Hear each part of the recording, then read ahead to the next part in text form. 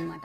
Advantages ఉంటాయి, disadvantages కూడా ఉంటాయి. డిసడ్వాంటేజెస్ ఏంటి అంటే, ఇన్ కేస్ నువ్వు ఇక్కడికి వచ్చిన తర్వాత మాస్టర్స్ చేయాలి అనుకున్నావు అనుకో, అది అవ్వని పని. ఎందుకంటే మొబిలిటీ వీసా అంటే అది స్టడీ పర్పస్ కాదు, only work and travel purpose అనమాట. సో నువ్వు ఆ వీసా మీద వచ్చి ఇక్కడ చదువుకుంటా అంటే వాళ్ళు ఒప్పుకోరు. ఇన్ కేస్ నువ్వు చదువుకోవాలి అనుకుంటే నువ్వు మళ్ళీ స్టూడెంట్ వీసాకి స్విచ్ అవ్వాలి. దానికోసం నువ్వు మళ్ళీ యూకేలో ఉండి అప్లై చేస్తే కలవదు, ఇండియాకి వెళ్ళి మళ్ళీ అప్లై చేసుకోవాలన్నమాట. ఇంకోటి ఏంటి అంటే, short time diploma, short time కోర్సులు ఉంటాయి కదా, 6 months అట్లా.